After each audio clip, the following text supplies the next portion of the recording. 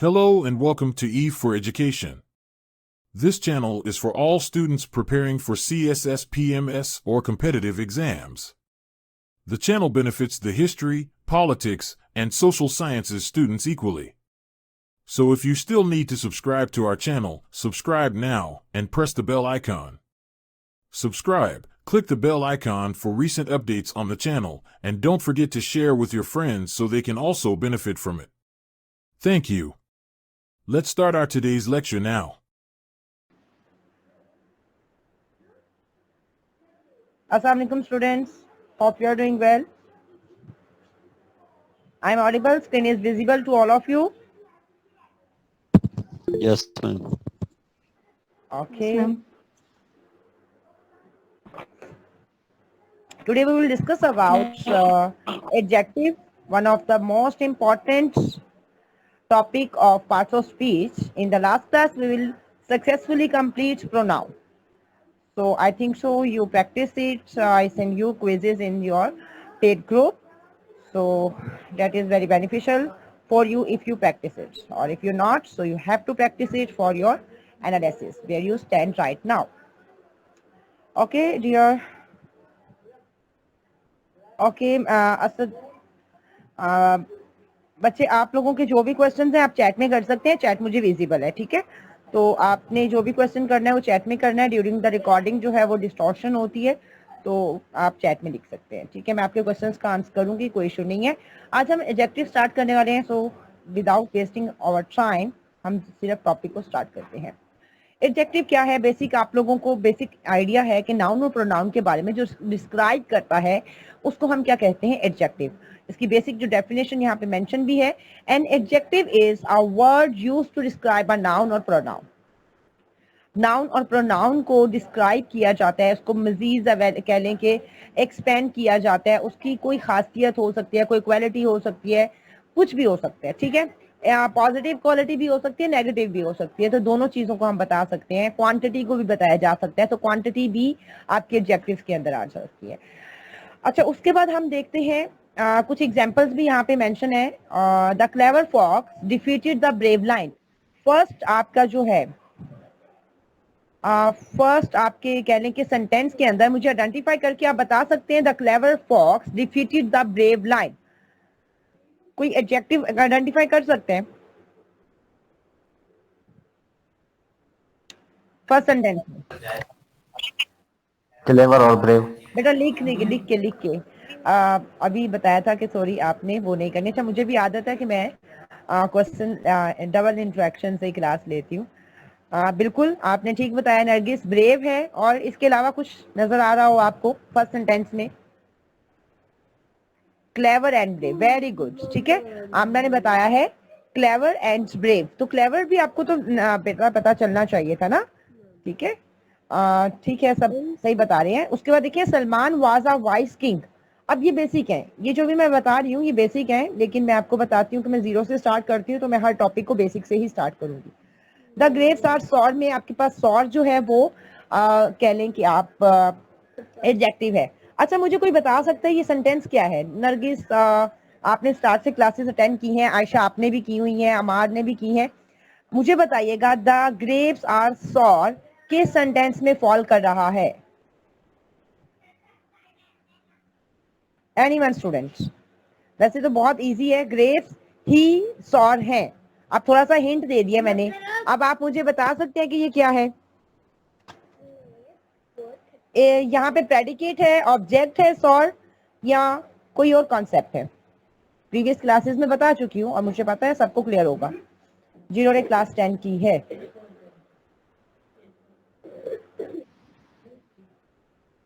Predicate नहीं है बेटा, प्रेडिकेट तो नहीं है। प्रेडिकेट के अलावा एक और कॉन्सेप्ट बताया था।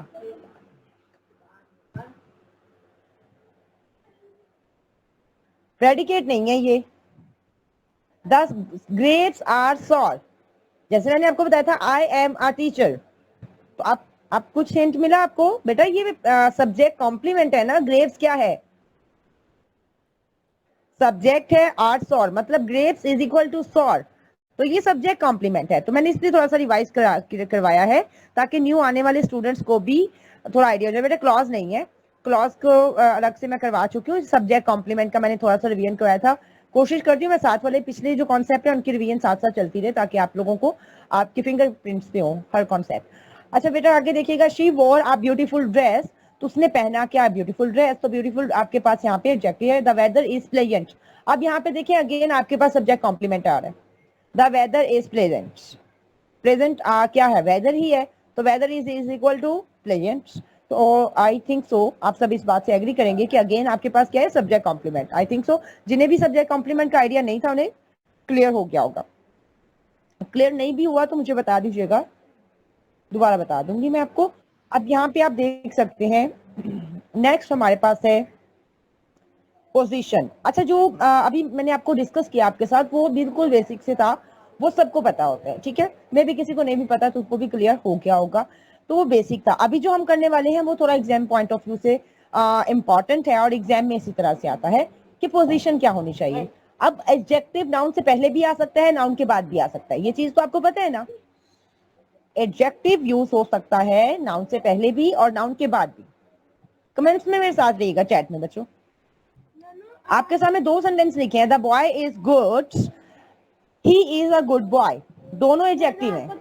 यहाँ पे आने वाले दोनों सेंटेंस के अंदर दोनों गुड हैं, दोनों एडजेक्टिव हैं, ठीक है। द बॉय इज गुड भी एडजेक्टिव है, he is a good boy भी एडजेक्टिव है। एक देखें, the boy is good, first sentence में आपके पास बॉय के बाद एडजेक्टिव आ रहा है, और सेकंड सेंटेंस में आपके पास बॉय से पहले, नाउन से पहले, बॉय क्या है, नाउन है ना, तो नाउन से पहले एडजेक्टिव आ रहा है।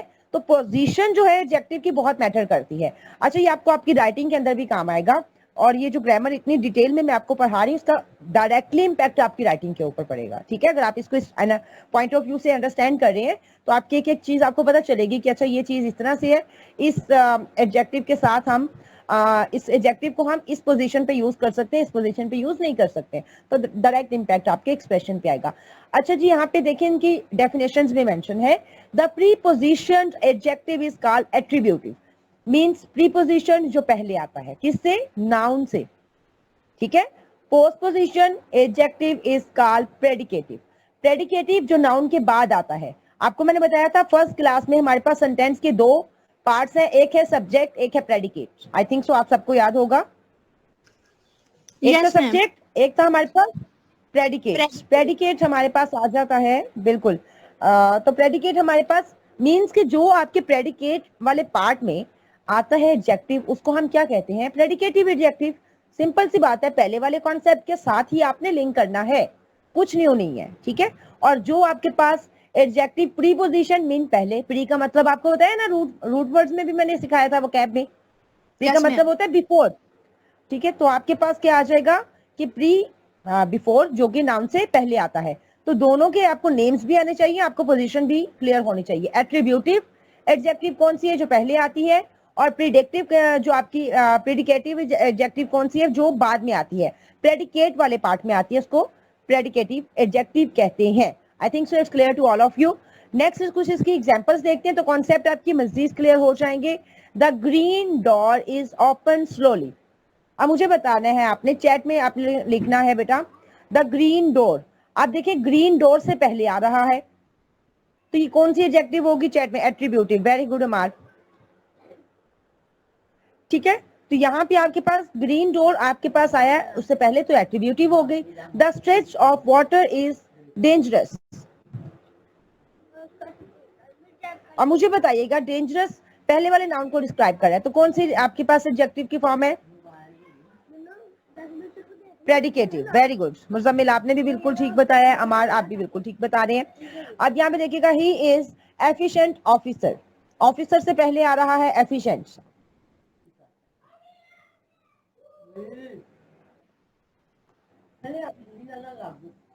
आपके पास एट्रीब्यूटिव है, वेरी गुड। आगे है the milk turn sour, sorry the milk turn sour, तो यहाँ पे आपके पास आ जाता है कि जो मिल्क है उसको जो उसकी स्पेशल क्वालिटी है वो बाद में आ रही है, तो ये आपके पास क्या हो जाएगी बेटा, बाद में आ रही है, प्रेडिकेटिव है, ठीक है। और उसके बाद है दे सीम इंटेलिजेंट, बेटा वो इंटेलिजेंट है, तो दे को जो कह लें कि उनकी उनको प्रेडिकेटिव है बिल्कुल, जो उनकी स्पेशल क्वालिटी को बता रहे हैं वो बाद में आ रहा है, प्रेडिकेटिव है। Very good. तो प्रेडिकेटिव और एट्रीब्यूटिव एडजेक्टिव का फर्क तो आप सबको क्लियर हो गया है, ठीक है। नेक्स्ट हम चलते हैं। नेक्स्ट हमारे पास क्या है, बच्चे थोड़ा सा जूम कीजिएगा। यहाँ पे बहुत मजे की बात है, मैं आपके साथ कुछ चीजें शेयर करने वाली हूँ, बस ठीक है। मैम अब यहाँ पे देखिएगा। जी जी, नहीं आ रही, क्या हुआ? पिक्चर नहीं आ रही मैम। ये लेक्चर तो पिक्चर के साथ नहीं है बेटा ना? पिक्चर के साथ ही हो रहा है। आई डोंट नो कि आपको पिक्चर क्यों नहीं शो हो रही, स्क्रीन शो हो रही है, पिक्चर तो नहीं। स्क्रीन शो होनी चाहिए आपको। मैम मेरे आई पास थिंक नहीं हो रही। आप सबके पास अगर नहीं हो रही है तो आप दोबारा से ज्वाइन करें, लिंक के ऊपर दोबारा क्लिक कीजिएगा, क्लास को कट करके दोबारा ज्वाइन करें, फिर हो जाएगी, ठीक है। Thanks ma'am. स्क्रीन, हाँ दोबारा ज्वाइन करें क्लास। ओके बच्चों, हम अभी देख रहे थे कि अब आपके पास जो कह लें कि मेन काम है ना, अभी हम वो डिस्कस करने वाले हैं। विजिबल है मैम? हाँ बच्चे मुझे पता है विजिबल है, कुछ बच्चों की तरफ नहीं विजिबल थी, उनको मैंने बताया था। अच्छा यहाँ पे हम देख रहे हैं कुछ ऐसे एडजेक्टिव्स हैं जो हमेशा प्रेडिकेटिव यूज नहीं यूज किए जाते हैं, मींस कि उनको हम एट्रीब्यूटिव एडजेक्टिव की तरह यूज ही नहीं कर सकते हैं, ठीक है। तो अब आपके पास दो सेंटेंस हैं, ये आपके सामने लिखे हुए हैं। अब मुझे बताइएगा ये दोनों में से कौन सा ठीक है। I saw 3 alive men laying on the roads, or I saw 3 men alive laying on the roads. Which one is correct?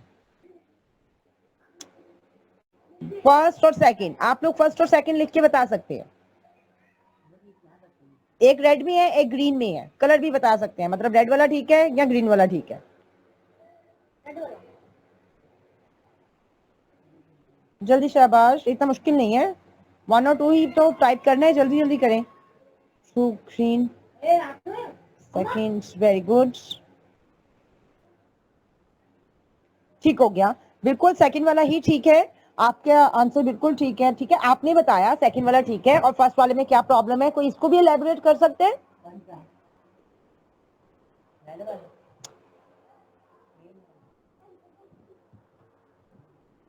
First वाले में क्या प्रॉब्लम है? उसमें प्रॉब्लम ये है कि आई सॉ 3 अलाइव मैन। मैंने अभी आपको बताया कुछ एडजेक्टिव्स ऐसी हैं जिनके साथ में, नहीं बेटा आपका जो एक्सप्लेनेशन है वो लॉजिक गलत है, लेकिन आपकी आइडेंटिफिकेशन ठीक है। मैं आपको बताती हूँ, 3 के साथ में आपके पास आ रहे हैं ना अलाइव, ठीक है। पोजीशन, वेरी गुड, पोजीशन गलत है ना। तो अलाइव जो है वो आपके पास मैन के साथ, मतलब वैसे यूजली हम अगर देखें किसी को कहते हैं ब्रेव बॉय, तो हम यूज कर सकते हैं ना नाउन से पहले। मैम फर्स्ट वाला एट्रीब्यूटिव है बेटा, नहीं ना, एट्रीब्यूटिव वाला केस ही नहीं है यहाँ पे। यहाँ पे तो मैं आपको ये बता रही हूँ फिक्स्ड पोजीशन होती है आपके कुछ एडजेक्टिव्स की, ठीक है। कुछ एडजेक्टिव्स ऐसे हैं जिनकी फिक्स पोजीशन है। तो वो फिक्स पोजीशन क्या है? वो फिक्स पोजीशन ये है कि वो प्रेडिकेटिव एडजेक्टिव के तौर पर यूज किए जाते हैं, वो एडजेक्टिव एट्रीब्यूटिव एडजेक्टिव्स के तौर पर यूज नहीं किए जा सकते, ठीक है। इस पॉइंट को आप क्लियर करना है। Afraid, alone, aware, asleep, ashamed, found, eager and sought, ये कुछ आपके पास ऊपर ब्लू बार में लिखे भी हुए हैं।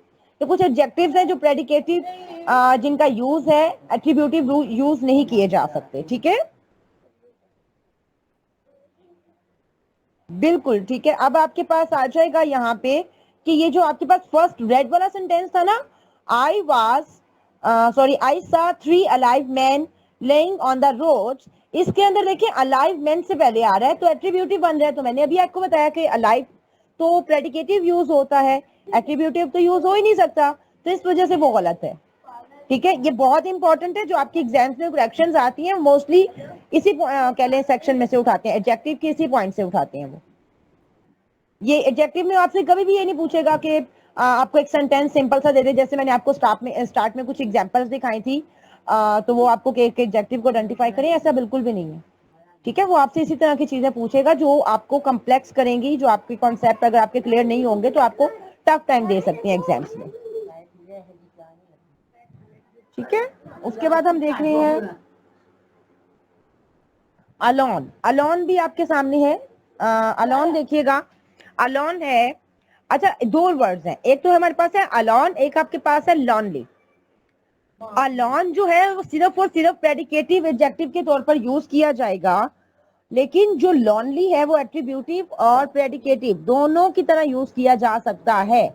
The place is lonely, it is a lonely place. The place is lonely, it is a lonely place means lonely जो है वो भी एडजेक्टिव के तौर पर भी यूज किया जाता है, और आप इसको एट्रीब्यूटिव और प्रेडिकेटिव दोनों तरह से यूज कर सकते हैं। बच्चों एट्रीब्यूटिव और प्रेडिकेटिव की समझ आ रही है? क्लियर है सबको? चैट में लिखिएगा। खास तौर पे जो फिक्स प्रेडिकेटिव एडजेक्टिव्स के बारे में बताया मैंने आपको। Yes ma'am, okay. उसके बाद हम देख रहे हैं आगे भी आपके सामने कुछ कॉन्सेप्ट्स हैं, आपने मुझे बताना है he is a lawn person, is it correct और नॉट? नॉट क्यों बेटा, क्या प्रॉब्लम क्या है? अमार आपने साथ में बेटा रीजन भी बतानी है, क्योंकि मुझे मेक श्योर करना होता है कि आपको लॉजिक और आपके कॉन्सेप्ट जो है वो क्लियर होने चाहिए। अब अलोन के साथ जो आपका लॉन पर्सन है, मतलब ये वाला सेंटेंस क्यों ठीक नहीं है? प्रेडिकेटिव यूज होगा, वेरी गुड। ये चीज होती है कि आपको लॉजिक पता हो। बात को बच्चे आइडेंटिफाई कर लेते हैं लेकिन उनको लॉजिक नहीं पता होता, तो मैं आपको लॉजिक से पढ़ाती हूँ इसी वजह से कि आप एक्सप्लेन कर सको कि यार ये गलत है तो क्यों गलत है, ठीक है तो क्यों ठीक है। That is the thing, very good. He is lonely person. Next sentence second वाला, he is a lonely person, it is correct और नॉट? सब बताएं, सब टेक्स्ट करें। करेक्ट है, वेरी गुड, क्योंकि आपके पास देखिए लॉनली है ना, तो अभी तो बताया कि लॉनली दोनों तरह से यूज हो सकता है। Very good. उसके बाद देखेंगे हम बोथ सिस्टर्स लुक अलाइक, दोनों सिस्टर जो है वो एक तरह से मतलब एक जैसी दिखती है ना, तो ये भी ठीक है। ओके उसके बाद देखते हैं the baby fail asleep, it is also true, क्योंकि asleep प्रेडिकेटिव में यूज होगा। शी इज इल, और इल भी आपका प्रेडिकेटिव में ही यूज होता है, ठीक है। ओके नेक्स्ट स्लाइड पे देखते हैं। अच्छा डिग्रीज आ गई हैं, जिससे मैंने आपको प्रोनाउन में केसेस करवाए थे ना, सब्जेक्टिव केस, ऑब्जेक्टिव केस और पोजेसिव केस, तो वो आपके पास आ जाएगी यहाँ पे डिग्रीज। यहाँ पे आपके पास डिग्रीज है, एडजेक्टिव की डिग्रीज आप सबने की भी होंगी। एक आपके पास पॉजिटिव डिग्री होती है, पॉजिटिव डिग्री में नो कंपैरिजन। आप लोग लिख भी लिया करें साथ साथ ना, हैंडमेड नोट्स लाजमी बनाया करें। जो आपके हैंड रिटन नोट्स होते हैं वो आपके बहुत काम आते हैं,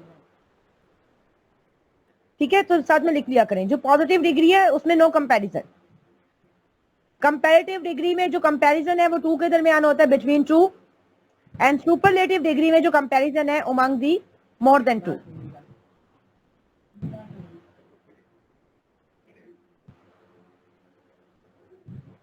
ठीक है, तो अगर कोई नोट डाउन कर रहा है तो आपने अगर नोट डाउन कर लिए तो इट्स ओके, और अगर कोई नहीं भी कर रहा तो कोई इशू नहीं है। अच्छा यहाँ पे देखिएगा पॉजिटिव, कंपैरेटिव और सुपरलेटिव, इनके दरमियान जो मैंने आपको कंपैरिजन बताया वो क्लियर होगा। पॉजिटिव है तो इसलिए इसमें कंपैरिजन नहीं होता, ठीक है, क्योंकि वो पॉजिटिव है। जैसे मैं कह दूं कि आपदा इज अ ब्यूटीफुल गर्ल या आपदा इज अ इंटेलिजेंट गर्ल, ठीक है, तो ये पॉजिटिव डिग्री है, मैं इसका कंपैरिजन नहीं कर रही हूँ, ठीक है। आपदा इज अ टॉकेटिव गर्ल, वैसे ये सूट करता है इस पे। ओके हम चलते हैं नेक्स्ट आपके ओके बेटा, मुझे ना एक्चुअली स्लाइड रीड करने में थोड़ा प्रॉब्लम हो रही है, थोड़ा जूम कर दें।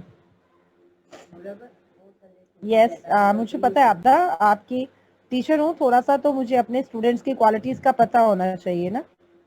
अब यहाँ पे देखिएगा टॉल, टॉलर एंड टॉलेस्ट आपके पास आ जाता है कि आपने देखा कि हमने सेकंड जो सुपरलेटिव डिग्री है उसमें हम EST का इजाफा करते हैं।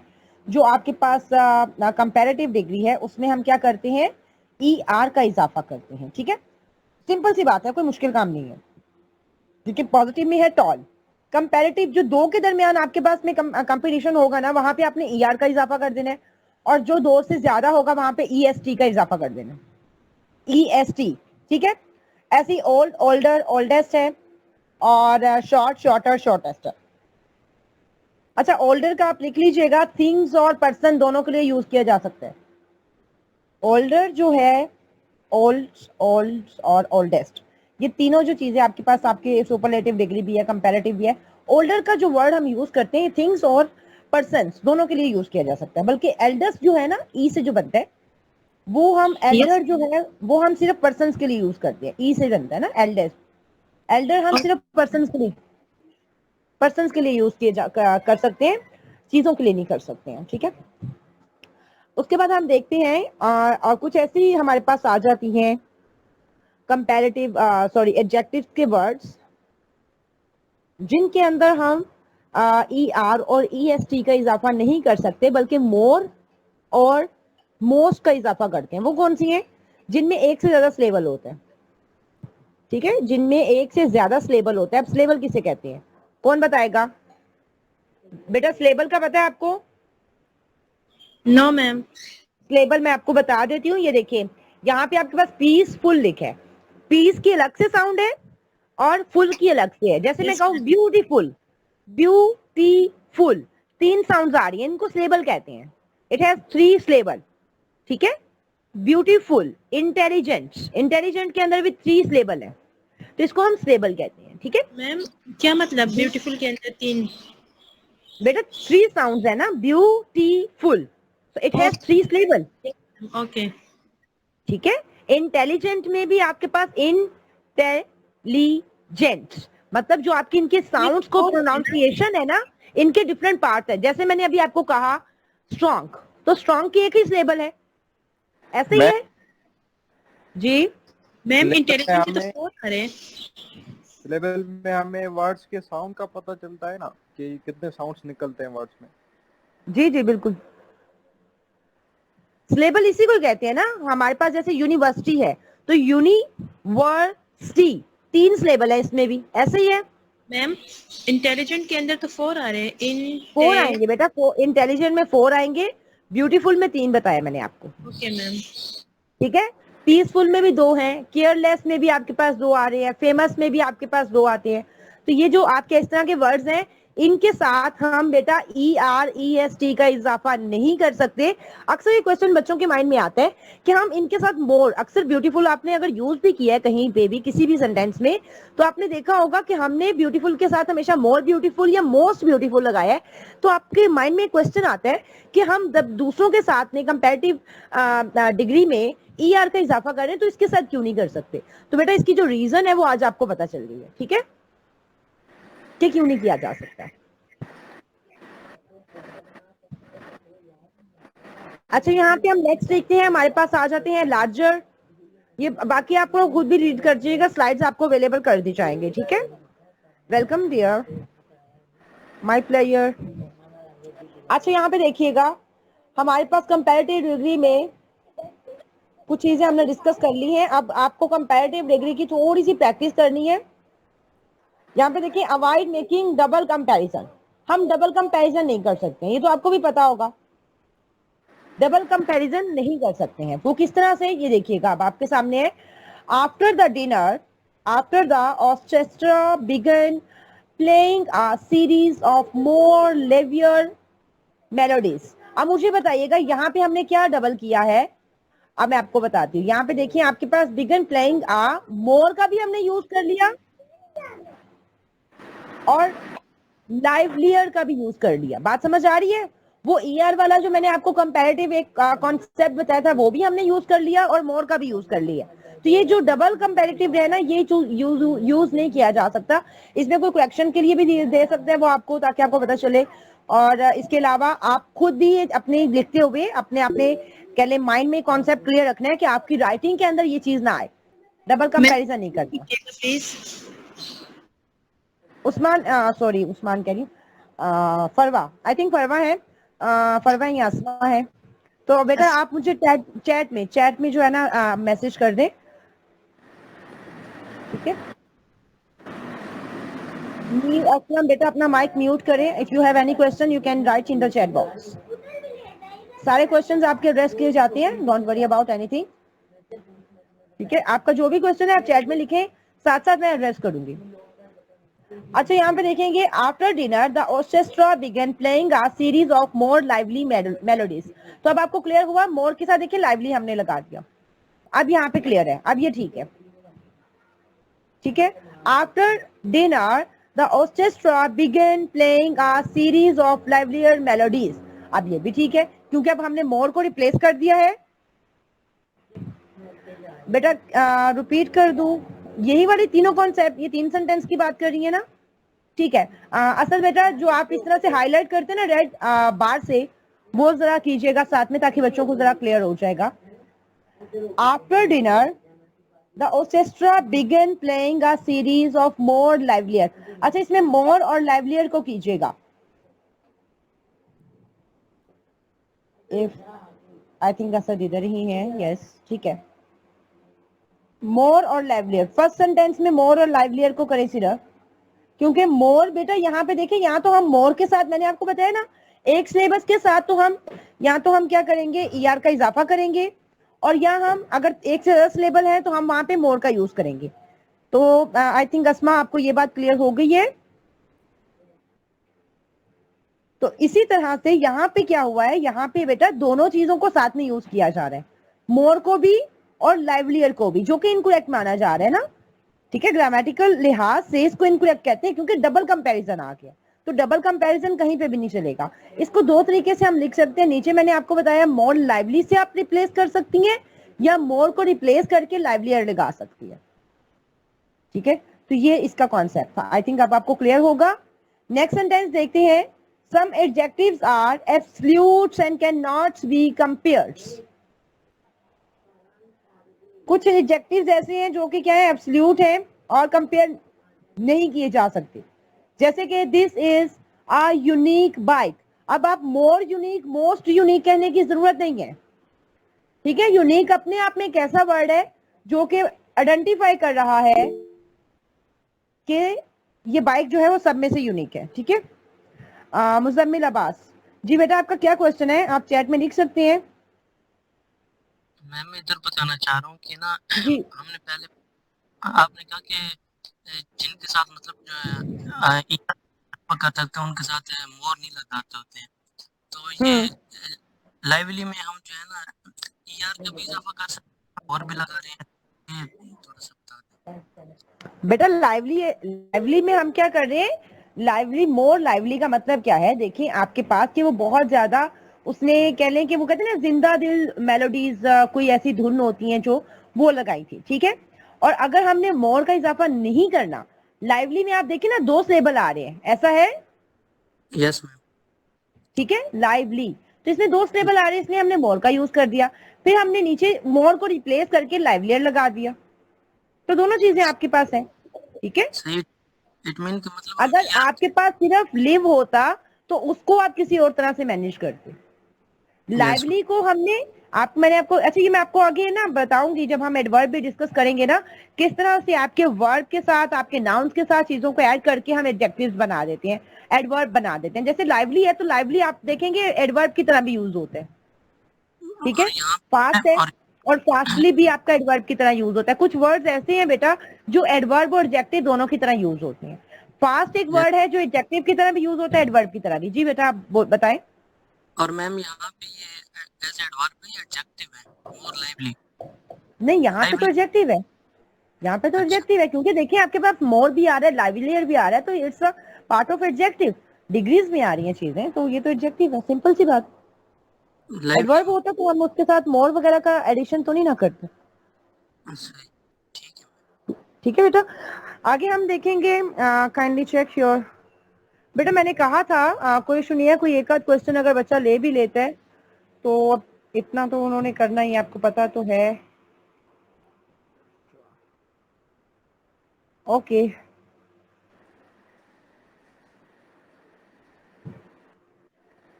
ठीक हो गया। अब यहाँ पे हम देखते हैं नेक्स्ट हमारे पास क्या है, नेक्स्ट हमारे पास आ जाएगा this is a unique then your, मतलब कि आप इसमें कंपैरिजन नहीं कर सकते हैं। ठीक है, ये इनकरेक्ट हो जाएगा। तो आपने यूनिक बाइक कह दिया, यूनिक ड्रेस कह दिया, और कुछ भी आप कह सकते हैं, तो यूनिक अपने आप में एक सुपरलेटिव है, काम कर रहा है। ठीक है, इसको कंपैरिजन नहीं किया जाएगा, एब्सोल्यूट डिग्री इसको हम कहते हैं। Make sure that the items being compared are truly comparable. If not, rewards necessary. अब आपके पास देखिए यहाँ पे कुछ एग्जाम्पल है इसकी. The tropical fish found in the Caribbean are less colorful and varied than the South Pacific. अब मुझे बताएं इसमें क्या प्रॉब्लम है. आपने सारी अभी डिग्रीज पढ़ी हैं.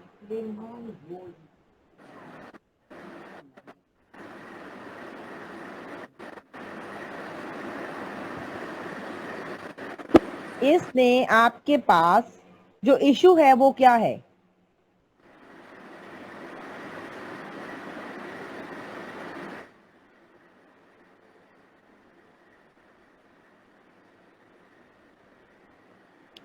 Asad kindly mute your mic. बेटा मीर असलम, आप अपना माइक म्यूट करें. Very good.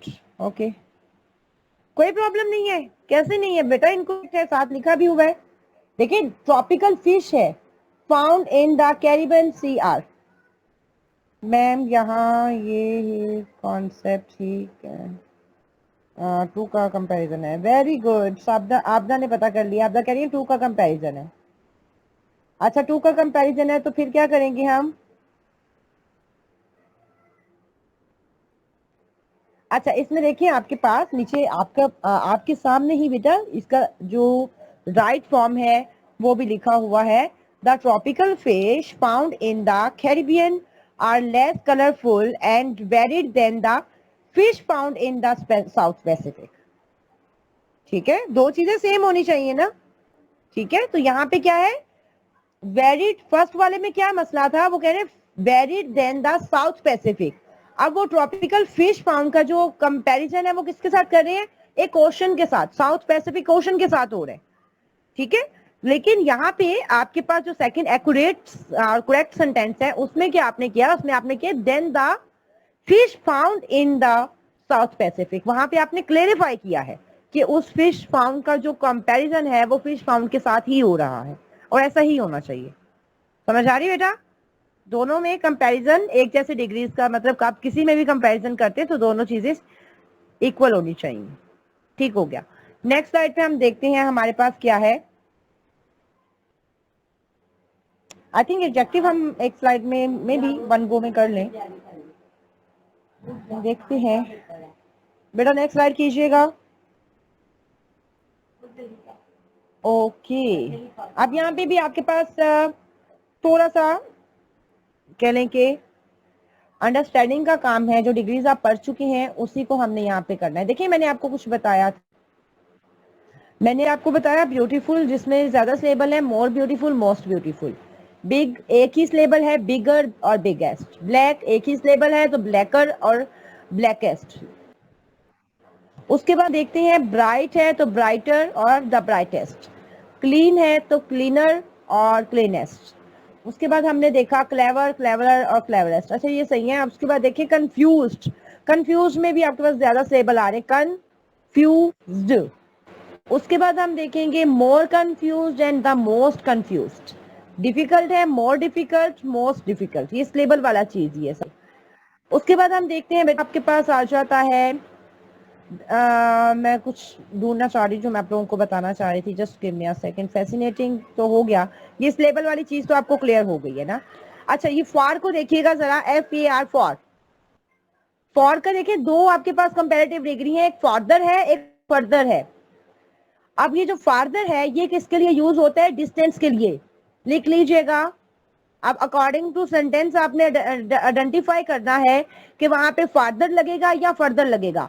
फार्दर FARTHER वाला फार्दर जो है बेटा वो लगेगा डिस्टेंस के लिए, और फर्दर जो है वो आगे फर्दर मींस के in addition to, next to के लिए लगेगा. मतलब आगे फर्दर वो क्या करना चाह रही है. ठीक है, तो ये दोनों कॉन्सेप्ट क्लियर होने चाहिए. उसी तरह से फार्दर डिस्टेंस के लिए जैसे यूज किया जा रहा है, फार्थेस्ट भी डिस्टेंस के लिए यूज किया जाएगा, और फर्थेस्ट वहां पे यूज किया जाएगा जहां पे आगे आ रहा है. Comparison always between the same things, person, conditions. जी बेटा बिल्कुल आप ठीक कह रही हैं आप द. उसके बाद देखिए फास्ट, ये आपका सेम उसी तरह से चीजें आ गई हैं जो कि आप लोगों को ऑलरेडी क्लियर भी होंगी. ठीक है, इनमें कोई खास मसला नहीं है। मैम जिनके सिलेबल ना बनते हो उनकी, बेटा जिनका एक ही सिलेबल बनता है, मिनिमम 1 सिलेबल तो होता है ना, उनके साथ तो हम ER और EST का ही इजाफा लगाएंगे। अच्छा पिछली स्लाइड पे रहे बेटा, अभी यहाँ पे देखिएगा, this is less lesser of the true evils, less आएगा लेसर आएगा। चैट में मुझे आपका एक सेकेंड, जस्ट अ सेकेंड, मुझे आप लोगों का मैसेज जो है वो नजर नहीं आया अभी। मैम नेक्स्ट तो मतलब बेटा आगे फर्दर वो क्या करना चाह रहा है? फर्दर का मतलब होता है फर्द आगे, फर्दर का मतलब क्या है? आगे क्या करने वाला है। कहते हैं ना we are going to abroad further studies, तो फर्दर स्टडीज के लिए क्या करना, अब्रॉड जाना चाह रहे हैं या वो अब्रॉड जाएंगे, तो इस तरह के सेंटेंसेस में आप फर्दर जो यूज करते हैं आगे के लिए, उसका मतलब है ना नेक्स्ट टू के लिए यूज करते हैं आप। ठीक है, नेक्स्ट क्या, आप नेक्स्ट क्या करने वाले हैं? क्लियर है अब आपको, जिसने भी क्वेश्चन किया था? अच्छा मुझे फर्स्ट सेंटेंस में बता सकते हैं क्या आएगा? आज आई थिंक सो हम यहीं तक डिस्कस करेंगे। अब यहाँ पे देखिएगा, this is less lesser of the two evils, first sentence में क्या आएगा? This is less lesser of two evils, क्या आएगा? लेस आएगा लेसर आएगा? लेसर आएगा। क्यों क्यों लेसर क्यों आएगा बेटा? रीजन भी बतानी भाई, मैंने लॉजिक से समझाया तो मुझे भी लॉजिक से बताओ ना। लेस आएगा बेटा, लेस कैसे आएगा मुझे थोड़ा एक्सप्लेन करेंगे आप? असद आप बताएं क्या आएगा?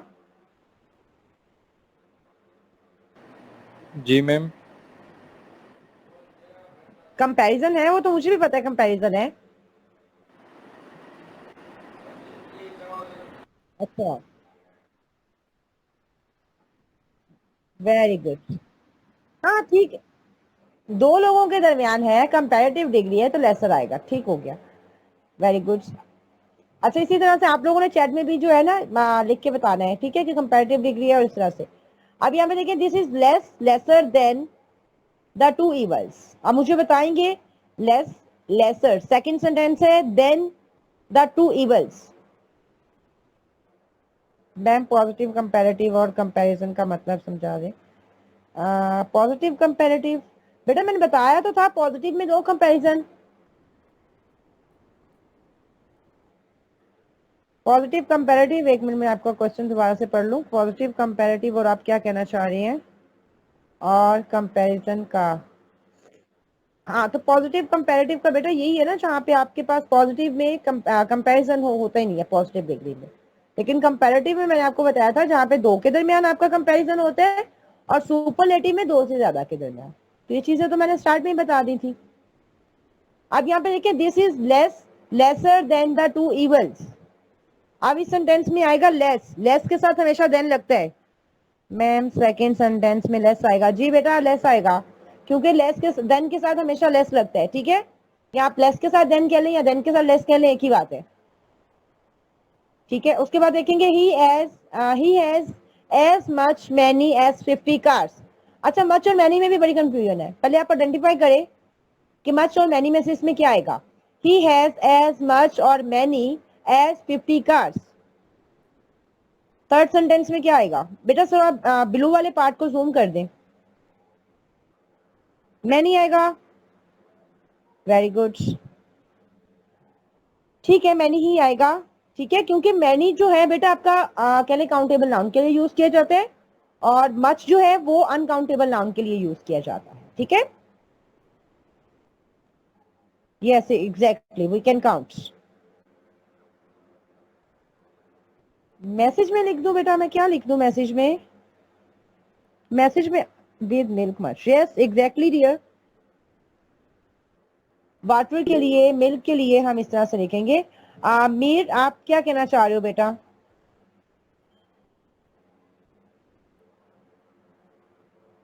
अच्छा यहाँ पे देखिए, no less fewer than 50 students were present. आप देखिए लेस और फ्यूअर के लिए भी हमारे पास सेम कॉन्सेप्ट है, कंपैरेटिव एंड कंपैरिजन का। कंपैरेटिव और कंपैरिजन का बेटा मैंने आप लोगों को कितनी दफा बता दिया है, कंपैरेटिव के मतलब जो दो के दरमियान होता है, और जो सुपरलेटिव डिग्री है कंपैरिजन, कंपैरेटिव में भी कंपैरिजन है और सुपरलेटिव डिग्री में भी कंपैरिजन है, ठीक है। अगर कोई बच्चा चैट में लिख सकता है तो प्लीज लिख दीजिएगा।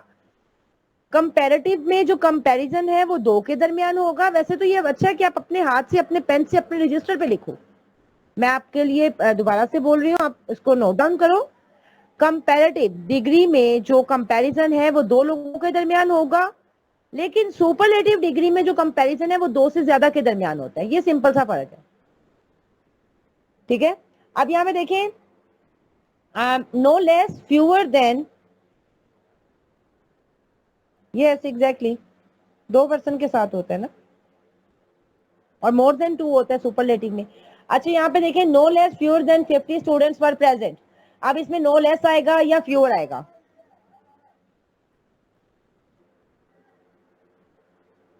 लेस आएगा। कैसे बेटा? बस बस सब लिखना शुरू हो गया, उसको पता चल गया। असद ने भी लिख दिया है। अभी आप बैक टू द टॉपिक आए और मुझे बताएं कि यहाँ पे फोर्थ सेंटेंस में लेस आएगा या फ्यूअर आएगा? लेस नहीं आएगा बेटा। देखिए लेस जो है, अगेन ये वही चीज है जो मैंने आपको बताया था, ऊपर हमने मैनी और मच के केस में डिस्कस की है। लेस जो है वो यूज किया जाता है अनकाउंटेबल के लिए, और फ्यूर जो है वो यूज किया जाता है काउंटेबल के लिए, ठीक है। तो यहाँ पे फ्यूर आएगा, स्टूडेंट्स तो काउंटेबल है ना, एग्जैक्टली ठीक है, तो यहाँ पे फ्यूर आएगा। उसके बाद हम देखते हैं, हमारे पास आ जाता है नेक्स्ट सेंटेंस।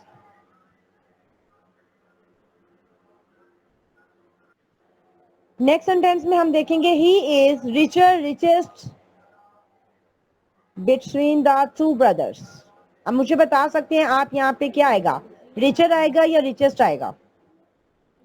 रिचर आएगा, डेफिनेटली रिचर आएगा, क्योंकि 2 कह लें ब्रदर्स के दरमियान है, 2 ब्रदर्स है, ठीक है। सिंपल, वेरी गुड, ठीक हो गया। अब आगे नेक्स्ट आपके पास है, he is going to the US for farther और further studies. Further. Further, very good. ये मैंने अभी आप लोगों को समझाया था ना, फार्दर डिस्टेंस के लिए और फर्दर आपका है आगे, नेक्स्ट के लिए। वेरी गुड, सब ठीक जो आप दे रहे हैं, इसका मतलब है आपके कॉन्सेप्ट क्लियर हो गया है ना। अब आगे देखेंगे, हमारे पास है बेटा, माई हाउस इज फार्दर और further from this place. Farther next में आएगा, फार्दर बिकॉज डिस्टेंस की बात हो रही है यहाँ पे। Very good. उसके बाद हम देखेंगे, हमारे पास आ रहा है, मैम वॉइस में कुछ नहीं कह सकते, कह सकती हो बेटा, अभी सिर्फ 2 से 5-10 मिनट दे दे, थोड़ा सा मैं वोकैब का पोर्शन डिस्कस कर लूं, फिर उसके बाद हम क्वेश्चन आंसर लेंगे। इंटरेक्शन उस तरह से ही करेंगे जैसा होता है हमारी क्लास में, ठीक है। वो रिकॉर्डिंग बंद हो जाएगी, फिर आप डायरेक्टली क्वेश्चन कर सकती हो, ठीक है। उसके बाद हम देखते हैं, this is the eldest temple in the village. Oldest, exactly मैंने आपको बताया था ना कि ओल्डर ओल्डेस्ट हम थिंग्स के लिए यूज कर सकते हैं, बट एल्डेस्ट सिर्फ और सिर्फ पर्सन के लिए यूज किया जाएगा। ही इज ओल्डर और एल्डर ऑफ हिज ब्रदर, तो यहाँ पे एल्डर आएगा, एल्डेस्ट आएगा, ओके वेरी गुड। उसके बाद हम देखेंगे एल्डर आएगा, ठीक हो गया बेटा। आगे देखिएगा, हमारे पास आ जाता है, कहाँ पे हैं हम जी, कायदे आजम वाज द फर्स्ट और foremost governor general of India. अच्छा मैं आपको यहाँ पे बता दूं, हमारे पास आ जाता है फर्स्ट और फॉरमोस्ट। फर्स्ट होता है पहला और फॉरमोस्ट होता है आपके पास बहुत इंपॉर्टेंट के सेंस में आता है, असेंशियल के सेंस में आता है, ठीक है। तो इसमें आप लोगों ने खुद से अब डिसाइड करना है, पहले भी है और फॉरमोस्ट बहुत इंपॉर्टेंट भी है, ठीक है। तो आप यहाँ पे ऐसे दोनों यूज किए जा सकते हैं, फॉरमोस्ट तो इंपॉर्टेंट है तो इंपॉर्टेंट भी यूज किया जा सकता है, ठीक है। ऑफ द टू फ्रेंड्स, अच्छा of the two friends he was the later और लेटर टू कम। अच्छा एक लेटर जो है वो टाइम से रिलेटेड है, एक लेटर जो है वो सीक्वेंस से रिलेटेड है, ठीक है। अब हम कहते हैं ना, I will talk to you later, कि मैं तो थोड़ी देर बाद में बात करता हूँ, ठीक है। तो उसमें क्या है, लेटर, टाइम का जो है वो सेंस आता है, ठीक है। उसके बाद अगर हम कहते हैं कि यहाँ पे आपके पास लिखा भी है द लेटर और latter part of his life was devoted to religion, कि मतलब जो उसका सेकंड पार्ट ऑफ कह लें लाइफ है ना, वो उसने अपना डिवोट कर दिया है रिलीजन को। तो इस लेटर का क्या मतलब आएगा कि सीक्वेंस, ऑर्डर, ठीक है। तो आपने ये चीज का ख्याल रखना है, जिसमें एक टी वाला जो है वो टाइम से रिलेटेड है, और जो डबल टी वाला है वो किससे रिलेटेड है, वो सीक्वेंस से रिलेटेड है। ये दोनों ही कंपैरेटिव डिग्री है। जैसे फादर और फर्दर का बताया था ना बेटा, ये वही चीज है।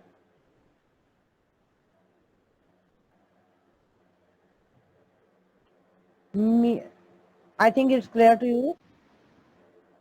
अब यहाँ पे देखें, I will talk to you later, first वाला लेटर आएगा इसमें, और अगर सेकंड लास्ट आप सेंटेंस देखते हैं, the latter part of his religion, sorry of his life was devoted to religion, तो इसमें आएगा आपके पास डबल टी वाला लेटर, ठीक है। Of the three friends he was the latter last to come. अब इसमें क्या आएगा, लास्ट आएगा, वेरी गुड, ठीक है। तो आई थिंक सो ये आपको कंपैरेटिव डिग्रीज तो क्लियर हो चुकी है। अगर किसी को कोई क्वेश्चन है तो मैं भी लेती हूँ आप लोगों का क्वेश्चन। अच्छा, अब आ जाइएगा बेटा वकैब के जो मैंने आपके साथ एक पिक शेयर की थी, मेरे हैंड रिटन ही है, वो शेयर कर दें। No question ma'am, very good बेटा। कोशिश तो ऐसी होती है कि आपके पास कोई क्वेश्चन ना रहे आपका। मीर असद कह रहे हैं मैम फॉरमोस्ट, बेटा फॉरमोस्ट इंपॉर्टेंट के लिए यूज हूं मैं। थैंक्स अस्मा और नरगिस, आपने चैट क्लियर कर दिया। उसके बाद देखिए ईट है और कंज्यूम है। इन जस्ट का मतलब क्या है, इन अंदर, और जस्ट जेस्चर के अंदर, आप इस तरह से भी याद कर सकते हैं, ठीक है। जेस्चर के अंदर, ये बॉडी क्या है आपका, जेस्चर है ना, तो जेस्चर के अंदर आप कुछ लेकर जा रहे हैं, तो कैरी कर रहे हैं, आप कुछ खा पी रहे हैं, इस सेंस में आता है। तो इसका मतलब इसके सिनोनिम्स भी ऐसे ही है, ईट खाना और कंज्यूम करना। कंज्यूम भी ऐसे कहते हैं हम। अगर मार्केट में आप लोग देखो ना, कंज्यूमर्स एक वर्ड यूज किया जाता है जो चीज को इस्तेमाल कर रहा होता है उसके लिए। तो कंज्यूमर हम ही है जो किसी स्पेशल चीज को कंज्यूम कर रहे हैं, ठीक है। अच्छा, आगे हमारे पास जो सेकंड वर्ड है बेटा वो है मारेट। अब इसमें दो आपके पास वर्ड हैं, देखिए मार और रेड, मैंने अंडरलाइन भी किया होगा। मार रेड हमारे पास है कि मार मार के रेड कर दिए। सेंस आ रही है ना आपको, न्यूमोनिक्स का वर्ड है। हमें क्या मतलब है कि अब वहां पे हम इसको रट्टे लगाने बैठे, अच्छा मार रेड का है, बच्चे ऐसे करते हैं, डीफेस डीफेस डीफेस, डैमेज डैमेज डैमेज, नहीं याद होगा, भूल जाएगा, मिक्स हो जाएगा। अब मार रेड एक वर्ड ही अपने आप को बता रहा है कि मार मार के फेस को रेड कर दिया गया है। तो समझ आ रही बात, हमें तो वो कैप को क्लियर करना है ना बेटा। कहाँ चले जाते हैं, साथ रहा करें। हाँ ठीक है, समझ आ रही है ना। तो अब यहाँ पे देखिए, मार मार के जब फेस रेड हो गया तो डीफेस तो हो गया, मतलब चेहरा बिगाड़ दिया, ठीक है। डिफेस्ड भी हो गया, उसके बाद डैमेज भी हो गया, और डिसफिगर्ड भी हो गया। तीनों सेंस खुद ब खुद क्लियर हो जाएंगे अगर आप मार मार के रेड करने वाली बात समझ जाते हैं। तो बेटा इसके सामने आप लिख भी लिया करें, ठीक है। अगर आपको किसी को नहीं भी ना याद रहता तो आप लिख सकते हैं, मार रेड मतलब मार मार के अगर फेस को रेड कर दिया जाए तो वो डिफेस भी हो जाएगा, वो डैमेज भी हो सकता है, और वो डिसफिगर्ड भी हो सकता है। सिंपल सी बात है। मतलब कहते हैं ना नैन नक्श, मतलब कहते हैं क्या उसको, अजीब से एक वर्ड्स वगैरह बोलते हैं कि आपके नैन नक्श को बिगाड़ दिया गया है, ठीक है। तो वो उसको डिसफिगर कहते हैं ना, कि जो आपके फिगर है उसको चेंज कर दिया। तो इसको हम इस तरह से करेंगे, ठीक है। एब्स्टीमियस, एब्स्टीमियस बहुत मजे का वर्ड है। एब्स्टीमियस बेटा, एब्स बनाते हैं ना लड़के, लड़के बनाते हैं, वैसे लड़कियों को तो जरूरत ही नहीं होती, लड़कियां तो वैसे राइटिंग कर करके बुरा हाल कर लेती हैं। वैसे लड़के जो एब्स बनाते हैं बेटा, एब्स बनाने वाला कोई बैठा है यहाँ पे, किसी को शौक नहीं है एब्स बनाने का? मेरा आई थिंक आज तुकीर क्लास में नहीं है ना, इसलिए इतनी खामोशी लग रही है। तुकीर होता ना वो मुझे बताता कि हाँ जी मैम वो तो बहुत एप्स बनाने में माहिर होगा।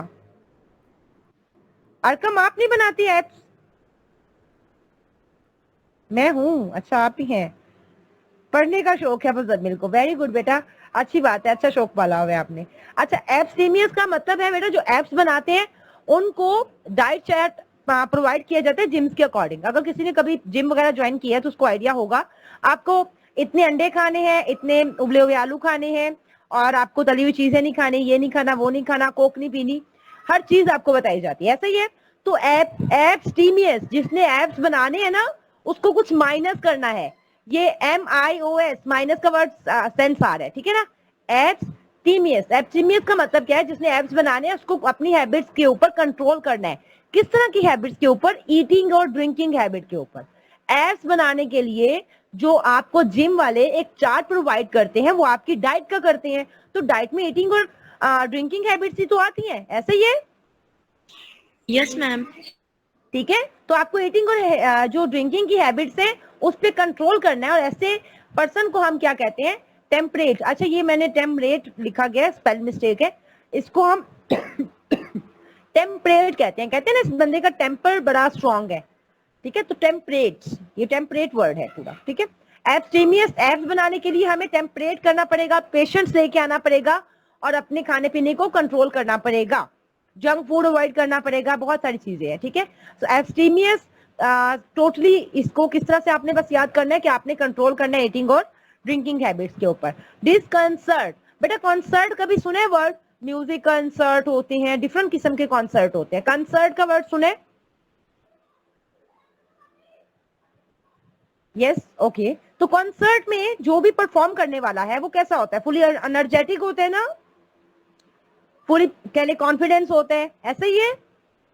अब दिस का वर्ड साथ में लग गया तो इसका मतलब सिंपली आपको क्लियर हो जाना चाहिए। लास्ट क्लास में भी बताया था मैंने, दिस किस सेंस में यूज होता है, बोल के बता सकते हो यार, कोई मसला नहीं है, वोकैब है, इसमें इंट्रैक्शन जरूरी होता है। दिस मुझे बताएं, दिस को मैंने आपको बताया था किस सेंस में यूज होता है? DIS, रूट वर्ड में बताया था। रिजेक्ट करने के लिए। किसको बेटा? रिजेक्ट करने के लिए। हाँ, रिजेक्ट करने के लिए भी बिल्कुल आप कह सकते हैं। और डिस का जो एग्जैक्ट है वो नेगेटिव सेंस में होता है ना, ठीक है, डिस्क्वालीफाई कर दिया गया, मतलब कुछ भी आप कहें वो नेगेटिव सेंस में ही आएगा। तो एक रूट वर्ड है जिसका मायने नेगेटिव सेंस में आता है। तो अगर कॉन्सर्ट से आपको आता है, एक फीलिंग आती है कि यार कॉन्सर्ट में जो भी पार्टिसिपेट करता है वो बहुत ज्यादा एनर्जेटिक होता है, बहुत कॉन्फिडेंस होता है, तो यहाँ पे डिस साथ में लग गया तो नेगेटिव हो गया, उसका ऑपोजिट हो जाएगा कंफ्यूज, मतलब वो कंफ्यूज है, लैक ऑफ कॉन्फिडेंस होगा उसमें। तो चीजों को लॉजिकली समझना है, रटा नहीं लगाना। और आई डोंट थिंक सो कि इतना डिटेल में पढ़ने के बाद भी आपको चीजों को याद करना पड़ेगा, ठीक है। यस उसके बाद मैम। हम देखेंगे डिस्कंसर्ट का, पता चल के आपको कंफ्यूज होगा, लैक ऑफ कॉन्फिडेंस होगा और अपसेट होगा, ठीक है, सिंपल सी बात है। सूथिंग, क्या लॉन आ गई है, और लॉन कौन कौन पहनता है? मतलब सूती कपड़े कहते हैं ना लॉन को, जी मैम। सूती कपड़े कहते हैं उर्दू जुबान में ना। तो बेटा हमने उर्दू जुबान को भी तो अपने साथ साथ रखना है ना। तो देखिए सूथिंग का मतलब और सूती कपड़ा, और गर्मियों में सबसे बेहतरीन जो कपड़ा है वो लॉन को कंसीडर किया जाता है। If I am not wrong, may be कोई और भी पहनता हो, लेकिन सबसे बेहतरीन लॉन को कंसीडर। सूती कपड़े पहने हैं, कोई रेशमी पहन के फिर ही नहीं सकता यार, इतनी गर्मी होती है कि आप AC में भी नहीं पहनते हो, ठीक है, पहने नहीं जाते हैं, ठीक है। तो आपके पास सूती कपड़ा आपको कैसा फील करवाता है लॉन में? कंफर्टेबल, ऐसे ही है, कंफर्टेबल फील करते हैं, ठीक है, असाइंग फील करते हैं, पैसिफाइंग फील करते हैं, मतलब पैसिफाइंग भी शांत और सुकून कह लें के सेंस में ही आता है, ठीक है। और आई थिंक सो कि सूती कपड़ा, सूथिंग से आपको क्लियर हो जाएगा। सूथिंग से आपने याद करना है सूती कपड़ा, सूती लॉन से आप इजिली इन चीजों को रिलेट कर सकते हैं, ठीक है, सूथिंग। और इसके अलावा हम देखते हैं हमारे पास नेक्स्ट वर्ड क्या है, बस एक और वर्ड करते हैं उसके बाद हम करते हैं। अच्छा, ये सामने ही नजर आ रहा है, सब वर्ड कर लेते हैं। ओवरटर्न करना, सब वर्ड, देखिए सब का मतलब क्या होता है? सब, सारे का सारा, ओवरऑल, ठीक है। सब वर्ड मैंने आपको लास्ट क्लास में भी बताया था, वर्ड का मतलब होता है टर्न कर देना, ठीक है। तो किसी भी चीज को ओवरटर्न कर देना, तहस नहस कर देना, उर्दू जुबान में इसका सिंपल मीनिंग बताऊं ना तो तहस नहस कर देना। कैप्साइज, आप देखिए कैप के अंदर आप फर्ज करें कोई आपने बहुत इंपॉर्टेंट सी चीजें मतलब रखी है, कैप के अंदर समटाइम कुछ भी आपने डाला है ना, मार्ट कंफर्ट के लिए लॉन, हाँ मर्द कंफर्ट के लिए, मर्दों का स्टफ वैसे मुझे कोई खास आइडिया नहीं है, बहुत कम आइडिया है बेटा, मुझे लगता है वो वॉशिंग वेयर पहनते हैं, बॉस्की के कुछ कपड़े वगैरह होते हैं, कॉटन, हाँ कॉटन होते हैं, ठीक है, तो बस इतना ही पता है। ठीक है, और उसके बाद देखिए उसके बाद आ जाते हैं सब वर्ड। मैं आपको बताती हूँ कैप साइज, मीन्स कि कैप के अंदर कुछ चीजें थी और आपने उसका साइज चेंज कर दिया तो वो क्या हो जाएंगी, सारी वेस्ट हो जाएंगी ना, ऐसे ही है। कैप साइज कर दिया, कैप का साइज ही चेंज कर दिया। ओवरथ्रोन कर दिया, ओवरथ्रो का मतलब ही क्या होता है कि कोई इंसान अगर किसी पोजीशन पे था, आपने उसको ओवरथ्रो कर दिया कि निकाल के बाहर फेंक दिया, ऐसे ही है। Yes ma'am. सब वर्ड का मतलब भी क्लियर हो गया सबको? यस मैम, क्वेश्चन बता दें। ओके ठीक है, असद बच्चे आप रिकॉर्डिंग को यहाँ पे वाइंड अप कर सकते हैं। And this was all about today's lecture. See you next time.